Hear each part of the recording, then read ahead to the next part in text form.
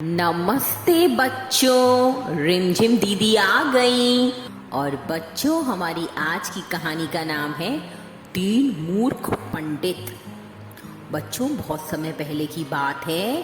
एक गुरुकुल में एक टीचर थे, ब्राह्मण, और उनके 4 शिष्य थे, उनके 4 स्टूडेंट्स थे। उनमें से जो 3 स्टूडेंट्स थे बच्चों, वो बड़े इंटेलिजेंट थे। उन्होंने बहुत अच्छे से अपने गुरुजी से शिक्षा प्राप्त की थी, पर एक स्टूडेंट इतनी शिक्षा प्राप्त नहीं कर पाया था, पर फिर भी वो भी इंटेलिजेंट तो था। बच्चों, अब उनका आखिरी दिन था गुरुकुल में। आप लोगों को पता है गुरुकुल क्या होता है? पुराने दिनों में जैसे आपके स्कूल्स होते हैं और आजकल हॉस्टल्स होते हैं, वैसे ही बहुत सालों पहले गुरुकुल्स होते थे, जहाँ पर सारे स्टूडेंट्स वहीं पर जंगल में जाकर गुरुजी के आश्रम में रहते थे। वहीं पर सोते थे, खाते थे, पीते थे और सारा काम करते थे और पढ़ाई भी करते थे। तो बच्चों, इन 4 स्टूडेंट्स का आज आखिरी दिन था। तो इनके टीचर, जो बड़े ऋषि मुनि थे, उन्होंने कहा, मेरे प्यारे शिष्यों, आज आपकी विद्या समाप्त होती है और ये आज आपका आखिरी दिन है। आज से के बाद आप दुनिया में कदम रखेंगे और आपकी बहुत बड़ी परीक्षा होगी। आपको अपनी विद्या और जो शिक्षा आपने इतने सालों में मेरे गुरुकुल में रहकर प्राप्त की है, उसका अब असली यूज आपको करना है। तो ध्यान रखिएगा, कभी भी अपनी विद्या का गलत इस्तेमाल नहीं करना। हमेशा मानव जाति की प्रगति और भलाई के लिए अपनी विद्या यूज करना। ठीक है मेरे प्यारे शिष्यों, अब आप लोग जा सकते हैं। जाइए, अपनी दुनिया में नई दुनिया बनाइए और नए कदम उठाइए अपनी प्रगति के लिए, दुनिया की भलाई के लिए। और बच्चों, फिर जो चारों के चारों शिष्य थे वो चल दिए। एक उसमें से, जिसका नाम था चंद्रशेखर, और जिसने बहुत पढ़ाई तो नहीं की थी पर उसको प्रैक्टिकल नॉलेज बहुत थी, वो अपने तीनों मित्रों से बोला, मेरे प्यारे मित्र, मैं भी क्या आप लोगों के संग चल सकता हूँ दुनिया देखने के लिए? तुम हमारे संग क्यों जाओगे भाई? तुम्हारी तो अभी शिक्षा समाप्त भी नहीं हुई है, अभी तो तुम कुछ ज्यादा सीख भी नहीं पाए हो, हमारे संग क्यों जाओगे तुम? अरे मेरे प्यारे मित्र, मैं तुम्हारे साथ रह के कुछ ना कुछ सीख ही लूंगा, या मेरे को गुरुजी ने तो कह ही दिया है, ले चलो ना प्लीज अपने साथ।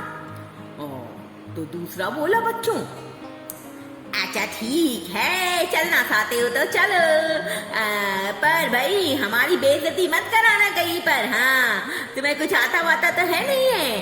पता चला लोग हमारा मजाक बना रहे हैं तुम्हारे साथ। नहीं मेरे प्यारे मित्रों, मैं तुम्हारा मजाक नहीं बनने दूंगा। अगर तुम्हें दोस्त कहते में शर्म आए तो लोगों से कह देना कि मैं तुम्हारा नौकर हूँ, पर मुझे अपने साथ ले चलो। अच्छा ठीक है, फिर तुम चलो। ऐसी बात है तो तुम हमारा नौकर बनकर रहना चाहते हो तो हमें क्या है। चलो चलो चलो।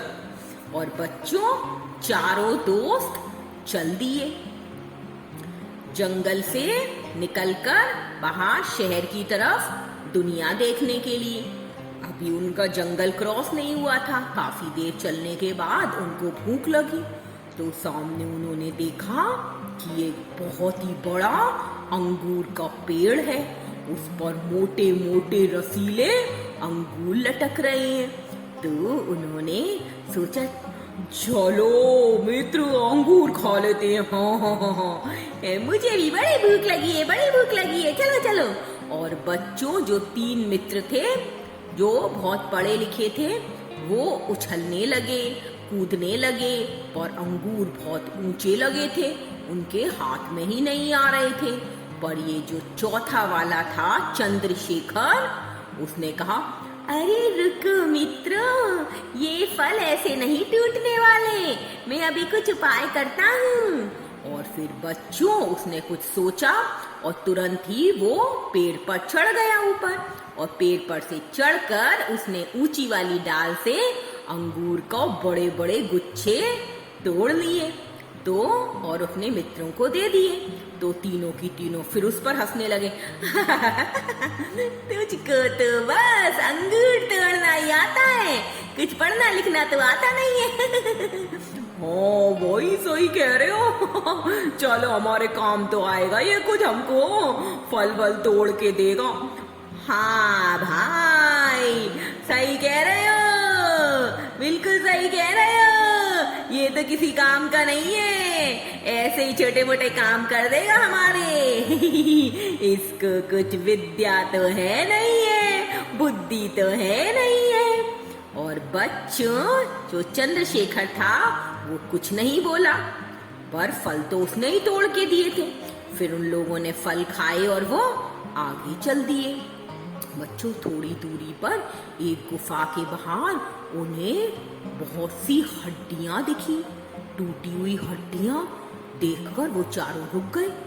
और फिर उसमें से एक बोला, अरे भाई ये बताओ ये हड्डियां किसकी हैं? हाँ मुझको तो ना कोई जानवर लगता है। सही कह रहे हो भाई, सही कह रहे हो, कोई जंगली जानवर ही लगता है। हाँ ओए कैसा भयानक सा लग रही है इसकी हड्डियां तो बच्चों चंद्रशेखर बोला, दोस्तों मुझको लगता है ये किसी शेर की हड्डियां हैं। तो तीनों फिर हंसने लगे। तुझे कैसे मालूम, तूने देखा है क्या कि ये शेर की हड्डियां हैं? नहीं दोस्तों मुझको लग रही हैं। तो बच्चों वो तीनों जो मित्र थे वो उन्होंने बहुत सारी पढ़ाई करी थी, बहुत सारी विद्याएं सीखी थी अपने गुरुजी से आश्रम में रहकर। और उनमें से एक बोला, अरे भाई झगड़ा क्यों करते हो, अभी देख लेते हैं, मुझको तो विद्या आती है, मैं इन सारी हड्डियों को अभी जोड़ देता हूँ। और बच्चों उसने आंख बंद की, अपने गुरुजी का नाम लिया, गुरुजी आपकी विद्या की आज परीक्षा है, आप मेरा साथ देना। हाँ और बच्चों उसने आंख बंद करके कुछ मंत्र पढ़ा और तुरंत ही वो सारी हड्डियां जुड़ गई। हाँ बच्चों एक साथ जुड़ गई, उन्होंने एक बॉडी का आकार ले लिया। अब बच्चों दूसरा वाला पंडित बोला, अरे भाई ये तो ठीक है, हड्डियां तो जुड़ गई, पर अभी भी पता नहीं लग रहा है कि ये किसकी है। तो बोला तीसरा बोला, अरे तो मैं एक काम करता हूँ ना, मैं अभी इसमें मुझमें में भी तो विद्या सीखी है मैंने गुरुजी से, मैं इसको अभी चमड़ा और मांस दे देता हूँ इन हड्डियों को, सोई पता लग जाएगा कौन से जानवर की है ये। तो बच्चों वो क्या बोल रहा था कि वो उसको चमड़ा और मांस दे देगा, यानी कि वो बॉडी दे देगा उसको। अब क्या था बच्चों, चंद्रशेखर ने कहा, अरे मेरे प्यारे मित्रों हम लोग दुनिया देखने निकले, आप यहाँ कहाँ फंस गए, हम इस चीज पर क्यों बहस कर रहे हैं, चलिए हम आगे चलते हैं।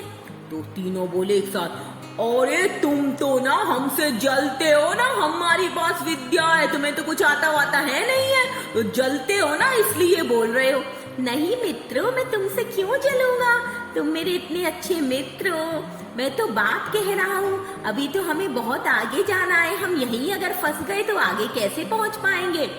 चुप रहो तुम, हम देख रहे हैं ना कि क्या करना है, तुम चुपचाप बैठे रहो, ज्यादा बोलो मत।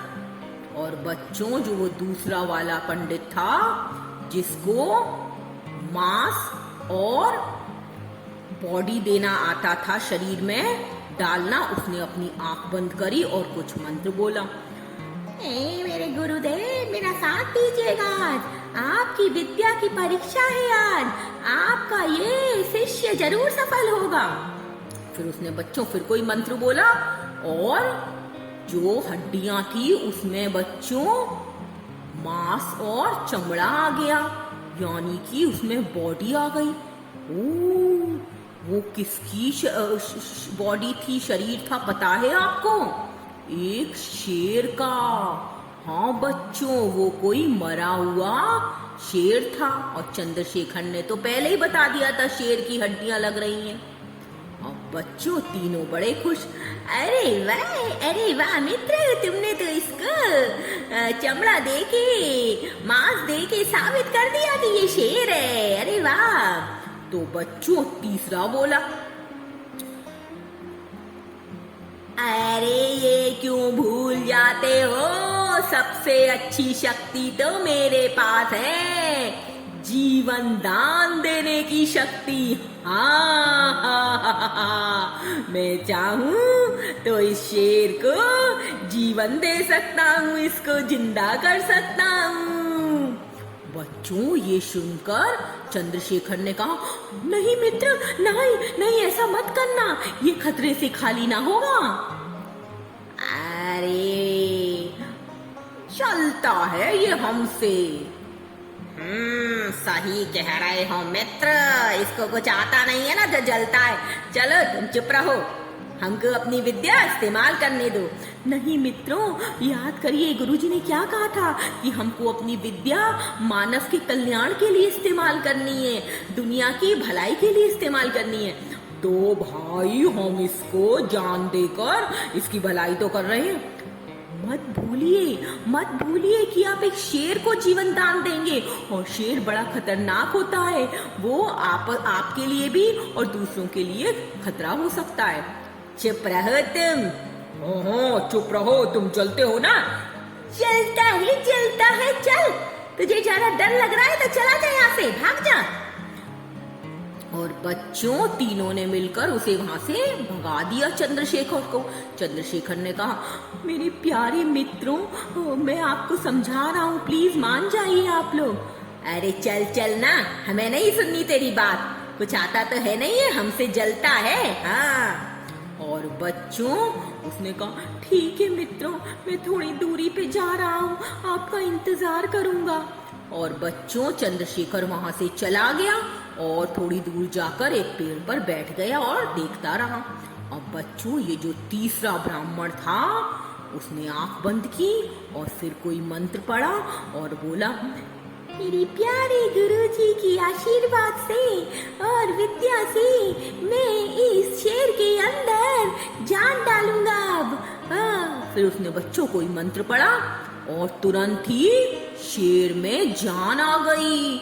वो हिलने लगा और हिलते हुए ही वो खड़ा हुआ और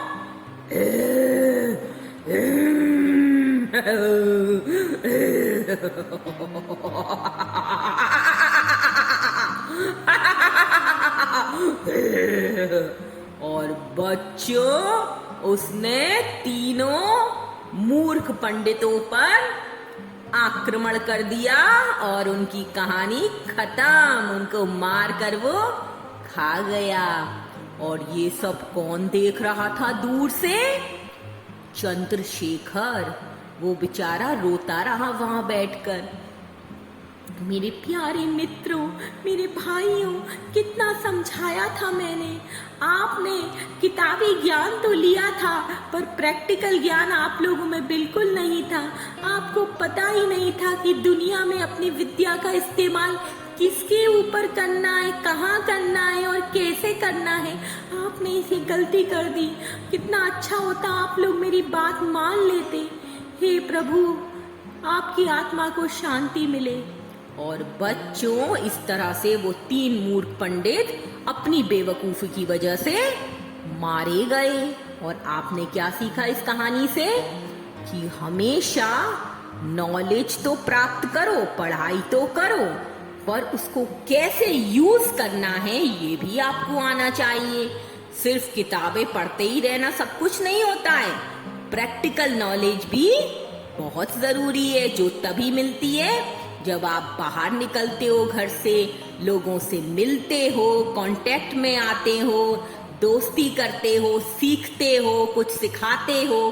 तो बच्चों हमेशा याद रखो, सिर्फ बुकिश नॉलेज ही नहीं, दूसरी नॉलेज का भी ध्यान रखो। ओके बच्चों, गुड नाइट, स्वीट ड्रीम्स।